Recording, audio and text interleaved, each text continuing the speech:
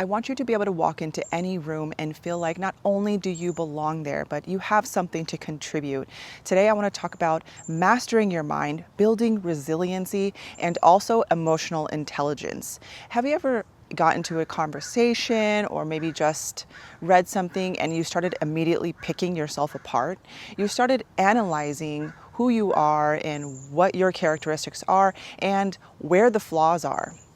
I'm not saying that we're going to be bypassing any flaws that we have, but continuing to find things wrong with you, or taking the advice of others, or when you're in a conversation or interacting with others and thinking that they may be speaking about you right off the bat, has got to go, because I feel like it just puts us in this victim mentality, constantly judging and picking yourself apart to the point where your self-worth is low. I feel like once we learn techniques for our stress and for anxiety and for our emotional well-being, we will be able to experience any adversity and be able to carry ourselves in a more confident and more uplifting way. And it doesn't always have to be light and playful. You need to be direct. You need to be able to get your point across. And that's something I feel like this channel I like to talk about,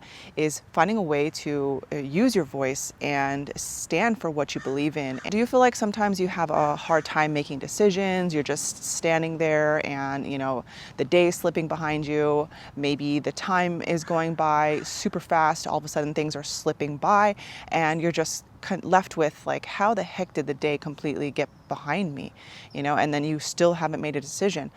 Those kinds of things, I feel like, are time wasters. We're constantly thinking about all the different opportunities or all the different routes that we can take. By the time we're done, we're so mentally full that there's no action, that you're just completely paralyzed. You're so full that you don't even know which way to take. With that comes regulation of our emotions and self-awareness. Am I going off on a tangent? Am I starting to think a little bit too much? Am I going to have to override maybe some of those thoughts and those patterns that I have? Does it take me forever to make this decision? Does it take me forever to, whatever it is for you? All of us are different. But if you're starting to see your quality of life go down because of your inability to make a decision right off the bat and get on and get going, like, there is never the right time. There is always going to be some kind of environmental factor. It's either going to be not sunny enough. It's not going to be cloudy enough. There's too much wind. There's too much rain. There's never the most perfect time. So it's just, you might as well take that action. And if it doesn't turn exactly right, like how you thought it was going to be, well, maybe that's just how it's going to pan out. But by building your resilience and your emotional fortitude, you're going to be able to navigate those waters to better understand yourself. You're going to have a deeper understanding of not only yourself, but of how strong you really are. This is all about feeling like you've got clarity. And, I feel like if we're so focused on everything that's going on, like what's going on with your body, what's going on with your sleep, or if you're so focused on how last night you didn't get good sleep, you're hungry, you're tired, your stomach hurts, and you're so focused on all of these different factors, your mind is not clear. Your mind isn't clear. Not only is your mind not clear, but you're so focused on your outside surroundings that you're not able to make a clear decision. And not only that, it's also taking away from your creative endeavors. You're not going to have that open space to want to create because you're just so bogged down with what's going on in your current reality. And I'm not trying to ask you to completely ignore all of the things that are going on with you and bypass, things that matter, or how you feel, bypass those things. But if you're starting to notice that you're not taking action because you're sleepy, you're tired, your back aches, you're not feeling it, this, that, and the other, like, those are all just little hiccups And if you're not exactly where you want to be in life, but you're noticing all of those things, could it may be possible that your focus is a little tainted? It's almost as if you're wearing beer goggles with what you have around you. Rather than focusing on all the beautiful things that you have access to currently, you're focusing on all the things that are wrong. So going back to what I was talking about with mental mastery, building resilience, I want you to understand it's not always about you. Sounds messed up. It's not always about you. So if you, for example, are in a grocery store and, somebody is just super unpleasant and they're being just super rude to you and, maybe bumped into you or, cut in front of the line or whatever, and, you say something and then they snap at you or whatever the heck. This is just a random example.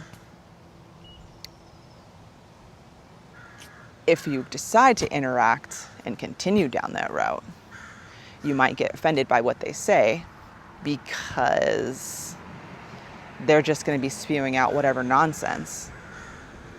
But if you have emotional resilience and emotional intelligence, you're going to be able to decipher what's true and what's not true, if that makes sense.